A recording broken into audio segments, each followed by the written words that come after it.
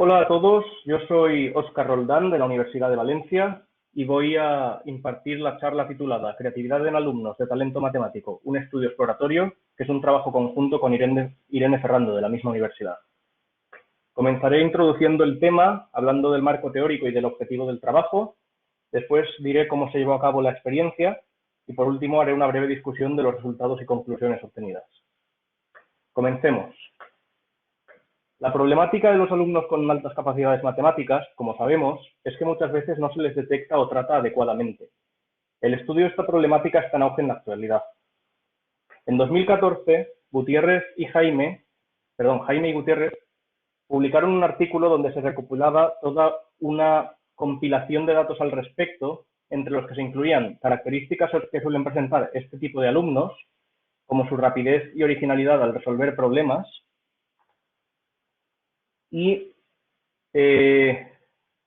su flexibilidad y creatividad, y también posibles acciones a tomar, tanto dentro de la escuela, como viene a ser adelantar de curso, enriquecer el temario, etcétera, como extraescolares, que incluyen todo tipo de actividades y competiciones matemáticas, asociaciones como Abasto Stalmat y páginas web como Enrich o Brilliant. En concreto, para el interés de este estudio es interesante el programa Stalmat, que ya se presentó ayer.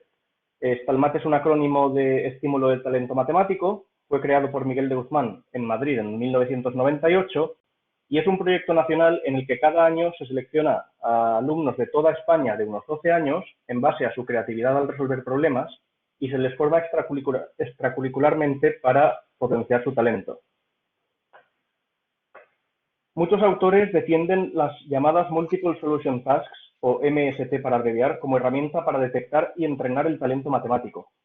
En concreto, afirman que puede ser útil para medir la creatividad en estudiantes de matemáticas, evaluar el pensamiento matemático en geometría o incluso entrenar al propio profesorado. ¿Qué entendemos por Multiple Solution Task?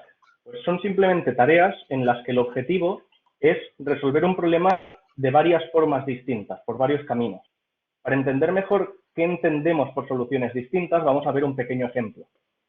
Dos soluciones de una cierta tarea, pongamos esta, son distintas si usan distintas representaciones de los objetos del problema, por ejemplo, representaciones geométricas en forma de diagrama o representaciones numéricas, si usan distintas propiedades dentro de un mismo campo de las matemáticas, por ejemplo, dentro de la propia aritmética podríamos encontrar multitud de soluciones a este problema, o si usan propiedades matemáticas distintas de campos diferentes.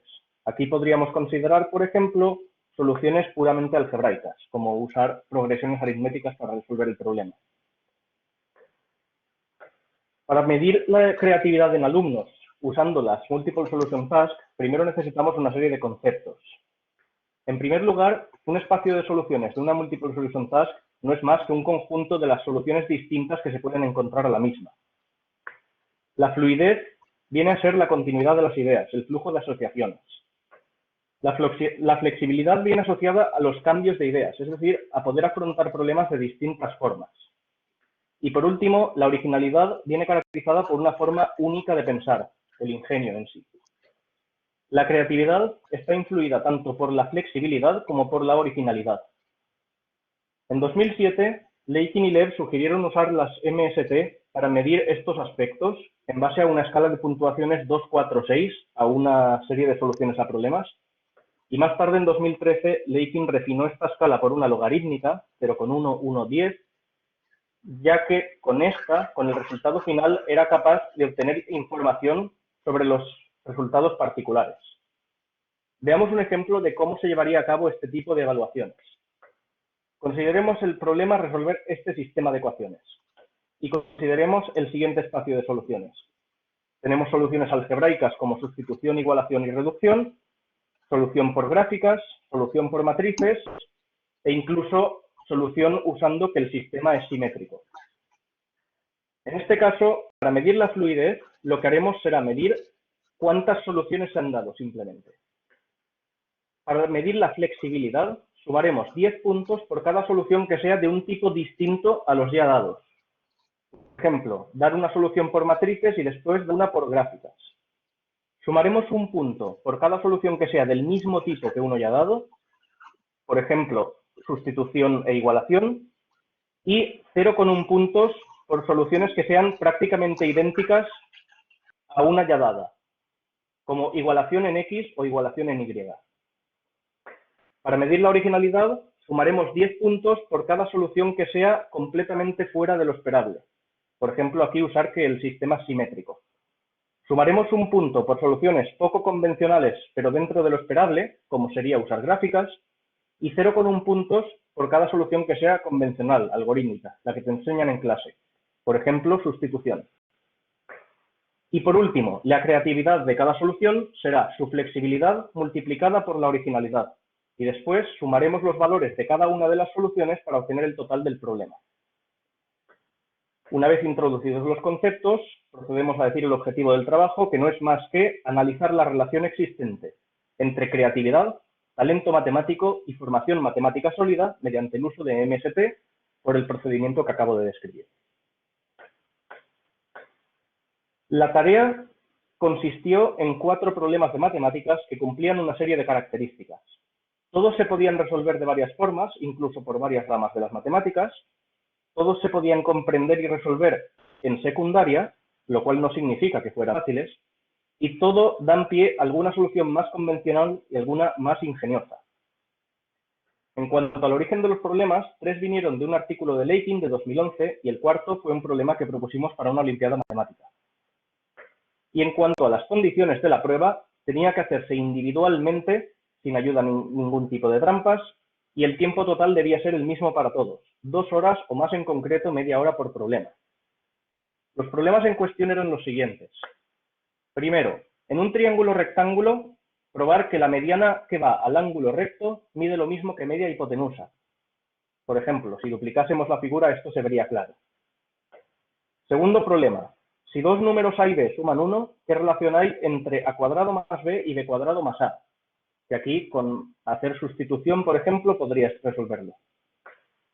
El tercer problema, de todos los rectángulos con un mismo perímetro, ¿cuál es el que tiene la diagonal más pequeña? Que es un problema de optimización. Y por último, el cuarto, en un triángulo rectángulo de catetos 5 y 12, ¿cuánto mide el radio de la circunferencia inscrita? Aquí podríamos considerar una división del total en una suma de áreas y se resolvería el problema. Una vez elegida la tarea, se procedió a elegir a los participantes. Están divididos en 2 grupos. El primer grupo estuvo formado por 5 alumnos del máster de secundaria, modalidad de matemáticas, que tenían formación matemática sólida, ya sea por venir de grados de matemáticas o física, pero no tenían formación particular en resolución de problemas previa al máster. El criterio para elegirlos fue precisamente su rendimiento en la asignatura de resolución de problemas del máster. En cuanto al segundo grupo, estaba formado por 6 alumnos de instituto, 2 de secundaria y 4 de bachillerato, con altas capacidades matemáticas, y se seleccionaron de entre los alumnos de Estelmat y participantes asiduos en olimpiadas. Todos los participantes accedieron voluntariamente a hacer la prueba. Una vez elegidas la tarea y los participantes, se llevó a cabo una codificación para tratar los datos más fácilmente. Los alumnos son denotados A, seguido de una letra M de máster o E de Estelmat y un número, los problemas P y un número de problema, y las soluciones S, el número de problema, y letras en orden alfabético. Una vez elegida la codificación, de cada uno de los problemas se hizo todo un espacio de soluciones que incluía tanto las que ya teníamos pensadas como las que ellos fueron sugiriendo, y las clasificamos por tipo de solución para poder medir la flexibilidad. Por ejemplo, aquí tenemos construcciones geométricas auxiliares, geometría analítica, trigonometría, etc. También se les asoció un valor de originalidad bajo, medio o alto en función de cómo de esperable nos parecía alguna de las soluciones. Como la muestra era bastante pequeña, se pudieron estudiar con detalle también aspectos cualitativos, como son la formalidad a la hora de escribir, la eficiencia a la hora de escribir, en el sentido de ir a por soluciones cortas, no hacer pasos innecesarios, etc., y la forma de pensar, tanto en la primera solución que daban, que es distintiva, como en general en toda la prueba. Se puede recoger una serie de conclusiones de estos datos. En primer lugar, tener una formación sólida en matemáticas no implica ser experto en resolución de problemas. De hecho, hubo estudiantes de máster que no fueron capaces de resolver alguno de los problemas en el tiempo dado. Además, los alumnos de máster solían atacar los problemas de forma algebraica desde un principio, mientras que los de Stalmat se solían dejar ese tipo de soluciones para el final. Si bien esto puede deberse a nuestro tamaño reducido de la muestra, también es verdad que los estudios universitarios de matemáticas se suelen centrar precisamente en esos aspectos teóricos y dejan de lado otras ramas como la geometría euclídea. Los alumnos de máster fueron más formales escribiendo, lo cual entra dentro de lo esperable, pero hay que admitir que estos alumnos de instituto en concreto fueron formales para el curso en el que estaban. Y en cuanto a la eficiencia, en ambos grupos ha habido gente más eficiente y menos eficiente en contra de la hipótesis inicial de que los de Stalmat escribirían de una forma más eficiente. Hay que decir de nuevo que la muestra, en nuestro caso, fue bastante reducida, que es una de las limitaciones de nuestro trabajo. En cuanto a los 4 aspectos principales, recojo los datos en una tabla. He recalcado de verde los 4 más altos y de rojo los 4 más bajos de cada aspecto evaluado. Y he incluido a la derecha en qué orden quedaron los alumnos en cuanto a creatividad. Se puede apreciar que los 4 primeros alumnos son de Stalmat, con mucha diferencia con respecto al quinto, pero por ejemplo el último también es de Stalmat. Además, en cuanto a valor medio, los alumnos de Stalmat sacaron más que los alumnos de máster, pero la variación también fue mayor. Comentemos estos resultados brevemente. Las 4 puntuaciones más altas fueron de alumnos de Stalmat, pero la más baja también. ¿A qué puede deberse esto? El talento no lo es todo en matemáticas. Hay que complementarlo con una buena formación. El alumno no necesariamente va a aprender todo.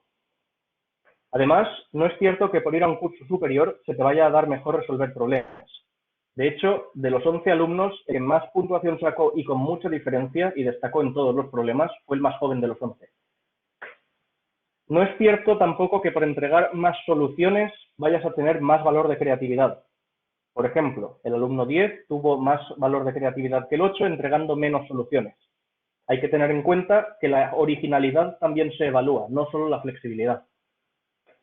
Y por último, el grupo de máster fue mucho más uniforme en todos los aspectos evaluados.